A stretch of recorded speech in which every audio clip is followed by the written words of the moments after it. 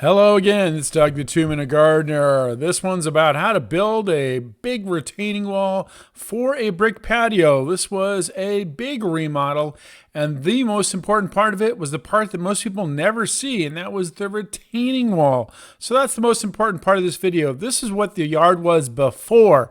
Kind of a compact yard because of this really big, obnoxious hedge the previous owner had planted for privacy purposes.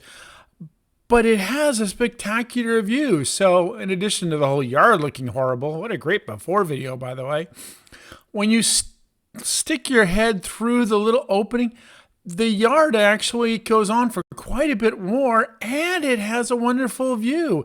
And it's not that steep of a slope. So first thing, of course, is bring in the baby bobcat and rip all that shrubbery out, the nasty rotting wood deck. It was a whole week of just bobcatting and scraping and removing a lot of dirt to get the grade below the house. That was the other problem with this yard, and that all this dirt sloped toward the house. So we had to remove a lot of dirt to get it flattened out. And the owner wanted to keep this oak tree, so we had to wrap the retaining wall around the oak tree. We used this red hose as kind of a visual representation so the owners could get a good sense of just how far out we were going to flatten with this retaining wall. So once we figured out the exact route of the wall, then it was time to start digging. So this retaining wall was about just a hair under 3 feet. We did it that way so that we wouldn't have to get permits for it, which is what the local building code here is. For a 3-foot retaining wall, you still need a really big footing. So this ended up being about a 2 foot deep by 2 foot wide.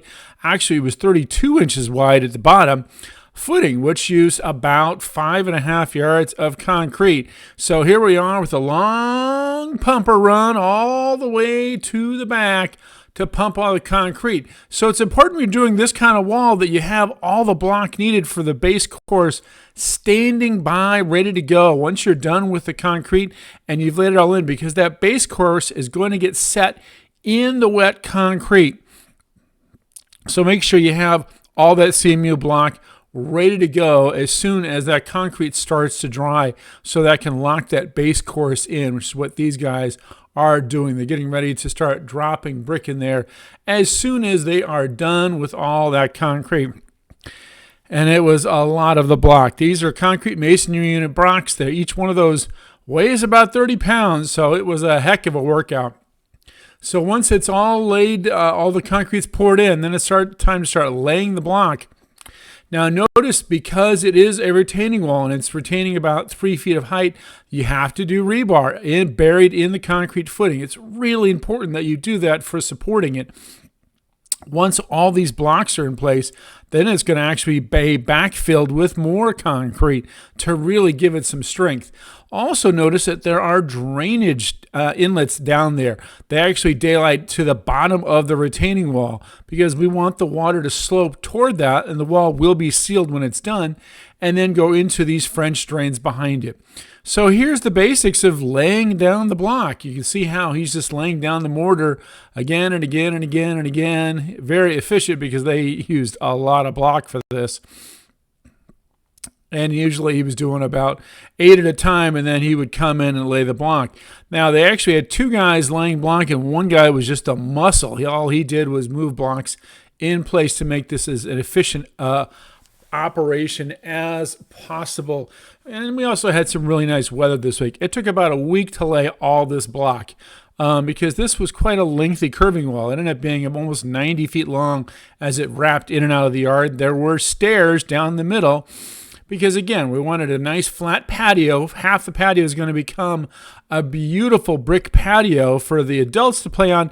The other half is going to actually be a lawn with a play structure for their little kids to play on. They have 2 small children at the time who were toddlers, but this was their first home, and it was going to be their home for a long time. So they were really thinking ahead, and I kind of helped them through the whole design process to figure out what the best way is. So again, with this mortar that they're doing inside, it's all just cement being hand mixed in the wheelbarrow, and they're just kind of keep grinding away on all that. As always, make sure it's level. Every single course, double check that it's level, And again, more block, more block. Sometimes you have to cut the block in half, especially with walls like this where it's curving.